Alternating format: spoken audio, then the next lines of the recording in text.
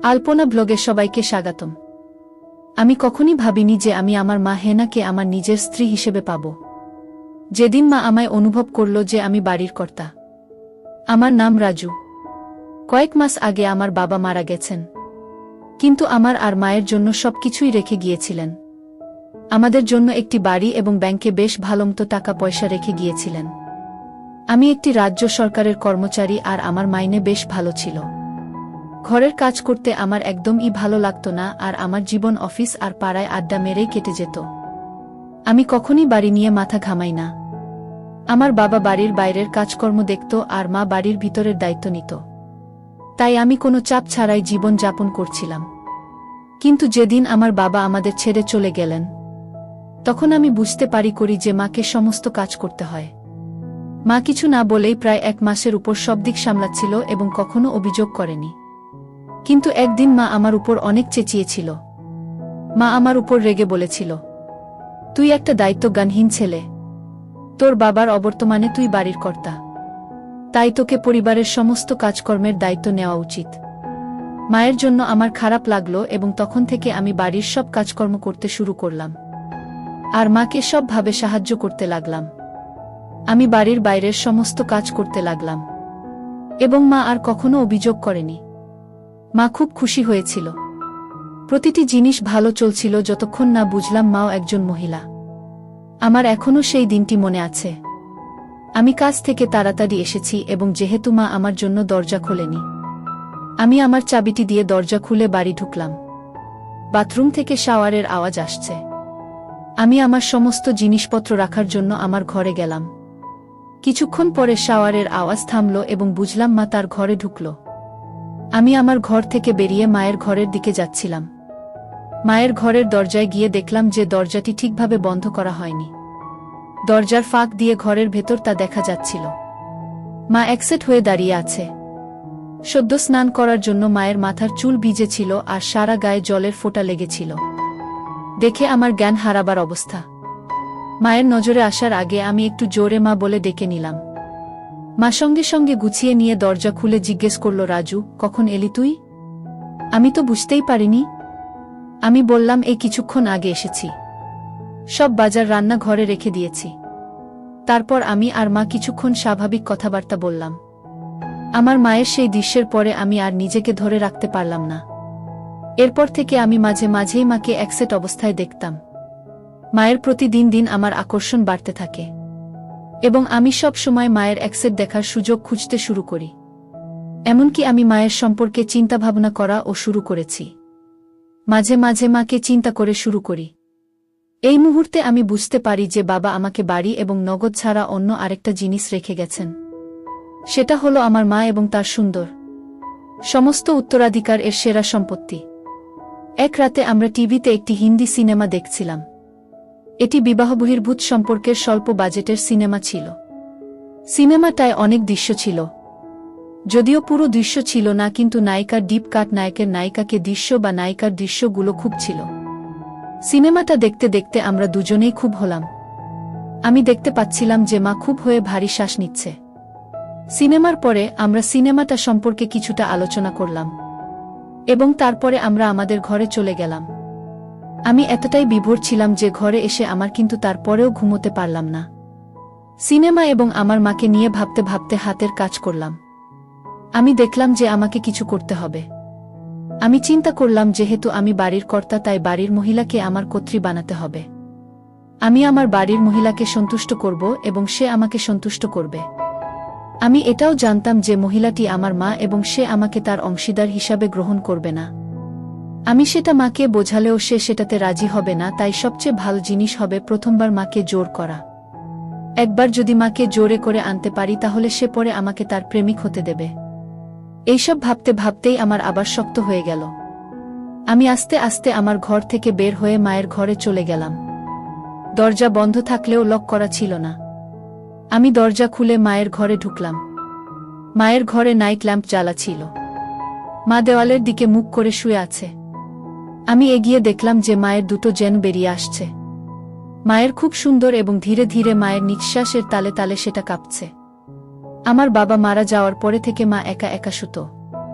আমি স্থির করলাম যে যদি কখনো মায়ের সাথে আমি তবে সেটা আমার বিছানায় হবে। কারণ ওই বিছানাতেই বাবা বেঁচে থাকার সময় মা বাবা, কারণ আমি চাইছিলাম মাকে আমার কর্ত্রী বানিয়ে একই বিছানায়। এরপর আমি মায়ের হাতটি ধরে বিছানা থেকে টেনে নামিয়ে তাড়াতাড়ি আমার ঘরে নিয়ে এলাম। মা ঘুমের ঘরে কিছু বোঝার আগেই আমার ঘরে এনে দরজাটা লক করে দিলাম। মা থতমতভাবে আমার দিকে জিজ্ঞেস করল, কি করছিস? আমি কিছু না বলে মায়ের টানতে লাগলাম। মা দু হাতে করে ধরে আছে যাতে আমি সেটা খুলতে না পারি। কিন্তু আমি তখন পাগলে হয়ে আরো জোরে টানতে লাগলাম আর মায়ের সব চেষ্টা ব্যর্থ হয়ে গেল। মা এবার বুঝতে পারছিল যে কি হতে চলেছে। মাকে ওই অবস্থায় দেখে আমার ফেটে বেরোতে চাইছিল। এরপর মাকে কাছে টেনে নিতেই মা আমাকে ধাক্কা দিতে শুরু করল। মা নিজের মুখটা সরিয়ে নেওয়ার চেষ্টা করছিল, কিন্তু আমি দুহাতে মাকে ধরে বসিয়ে দিলাম। মায়ের বাধা দেওয়ার শক্তি যেন কমে গেল। মা চুপচাপ দাঁড়িয়ে রইল। কিছুক্ষণ পরে যখন মাকে ছেড়ে দিলাম, তখন মা তাড়াতাড়ি ঘরে থেকে বেরোবার জন্য দরজার দিকে যেতে লাগল। আমি দৌড়ে মায়ের দিকে গেলাম এবং এক হাত দিয়ে মায়ের ধরে আবার বিছানার কাছে নিয়ে এলাম। মা অবশেষে জিজ্ঞেস করল, কেন তুই আমার সাথে এরকম করছিস? আমি বললাম, কারণ তুমি আমায় বলেছিলে যে আমি বাড়ির কর্তা, তাই আমি তোমায় আমার কর্ত্রী বানাতে চাই। মা বলল, কিন্তু আমি তোর মা, মায়ের সাথে এসব হয় না। এই বলে কাঁদতে শুরু করল। তুমি মায়ের সাথে সাথে একজন মহিলাও, তাই না? এই বলে মায়ের জবাবের অপেক্ষা না আবার বললাম, মা তুমি আমায় আর বাধা দিও না, আমার জন্য প্রস্তুত হও। কাঁদতে কাঁদতে মা বিছানায় চিৎকার করে বলল, তুই কি চাস আমার থেকে? আমি কিছুই বললাম না, শুধু কাজ চালিয়ে গেলাম। মা কাঁদতে কাঁদতে বলল, এরকম করিস না, আমি তোর মা হই। আমি মায়ের মুখের দিকে তাকিয়ে বললাম, এবার থেকে তুমি আমার জীবন সঙ্গিনী ও হবে। পরের দিন সকালে যখন উঠলাম, মাকে বিছানায় দেখলাম না। আমি তখনও আমার বিছানা ছিলাম। আমার এখনও মেঝেতে রয়েছে, তবে আমার মায়ের চিহ্ন নেই। এক মুহূর্তের জন্য আমি ভাবলাম যে আমি কি স্বপ্ন দেখছিলাম, কিন্তু তারপর যখন বিছানায় দেখলাম যে দাগ, তখন বুঝতে পারি যে এটি স্বপ্ন নয়, আমি সত্যি করেই মাকে। রাতে আমি তখন খুব অপরাধবোধ অনুভব করলাম। আমার ঘরের বাইরে হাঁটার মতো সাহস আমি পেলাম না। আমি যতক্ষণ পারলাম ঘরের মধ্যেই থাকলাম।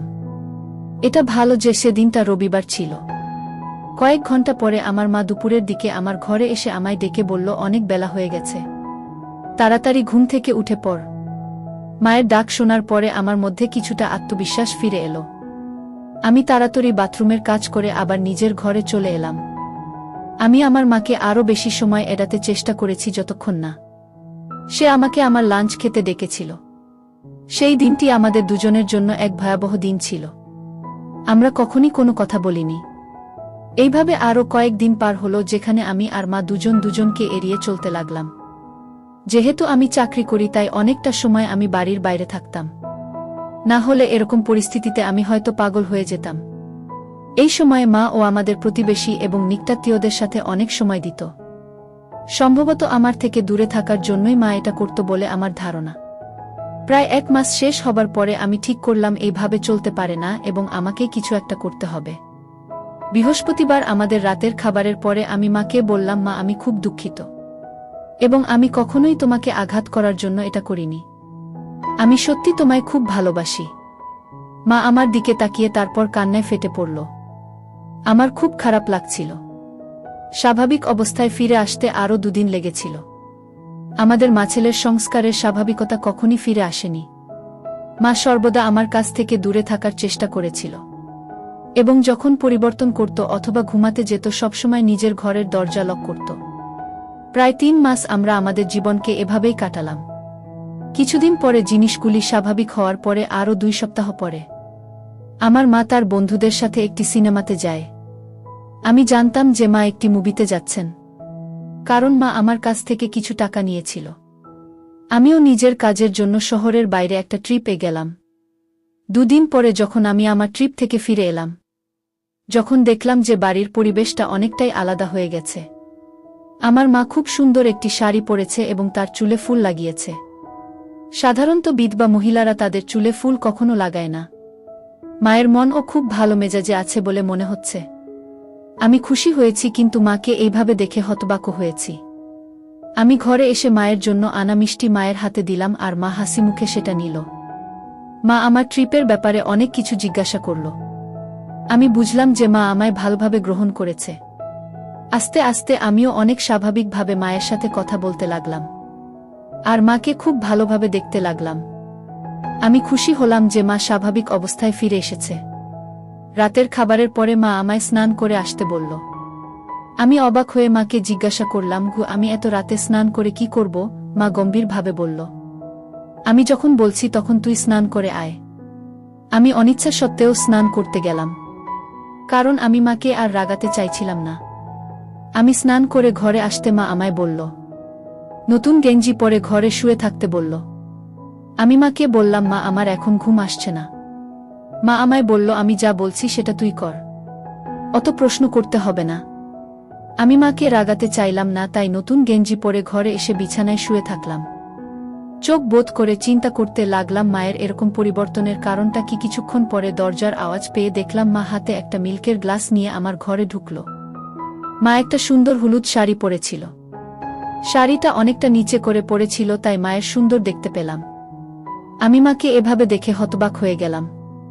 মা যেন ঠিক এক নববধূর মতো আমার ঘরে ঢুকল, কারণ সাধারণত নববধূ রায় হাতে মিল্কের গ্লাস দিয়ে এইভাবে ঘরে প্রবেশ করে। এক মুহূর্তের জন্য আমি ভাবলাম যে এটা হতে পারে না। আমি আমার চোখকে বিশ্বাস করতে পারছি না। আমি যাকে চেষ্টা করেছিলাম সে আবার আমার কাছে আসার চেষ্টা করছে কেন? মা ঘরে ঢোকার সাথে সাথে ঘরের দরজাটি বন্ধ করে আমার কাছে এসে গ্লাসটা হাতে দিল। আমি গ্লাসটা নিয়ে খেয়ে নিলাম। গ্লাসটা টেবিলে রেখে মা আমার কাছে এসে দাঁড়িয়ে মুচকি হেসে বলল, তুমি যদি চাও তাহলে তোমার মা তোমার কর্ত্রী হতে প্রস্তুত। মায়ের কথা শুনে আমি হতবাক হয়ে গেলাম, আর সঙ্গে সঙ্গে আমারটা আরও শক্ত হয়ে গেল। আমি বিশ্বাস করতে পারছি না যে আমার নিজের মা আমাকে তাকে আমন্ত্রণ জানাচ্ছে। আমার এসব চিন্তা করতে কয়েক মিনিট সময় লেগেছে, কারণ আমি দেখতে পেলাম যে আমার মা এখনও আমার উত্তরের জন্য অপেক্ষা করছে। এই মুহূর্তে আমি কি করব বুঝতে পারছি না। আমার মাকে দেখতে ঠিক একজন সদ্য বিবাহিত কনের মতো লাগছে।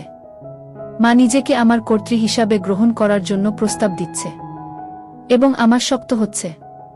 হ্যাঁ হ্যাঁ বলার বাইরে আমি আর কিছুই ভাবতে পারলাম না।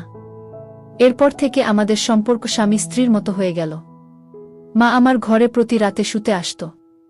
কারো কৌতূহল হতে পারে তাই মায়ের ঘরের বিছানাটাও সাজানো থাকত। দিনের বেলায় যখন কেউ আমাদের চারপাশে থাকে তখন আমরা কেবল মা এবং ছেলে, কিন্তু রাত হলেই আমার স্বামী ও স্ত্রী হয়ে যেতাম। মা স্বামীর কাছ থেকে ফিরে আসার অপেক্ষায় স্ত্রীর মতো পোশাক পরে আমার জন্য অপেক্ষা করত। আমি যখন কাজ থেকে বাড়ি ফিরে আসি তখন আমার মা সুন্দরভাবে সেজেগুজে থাকত।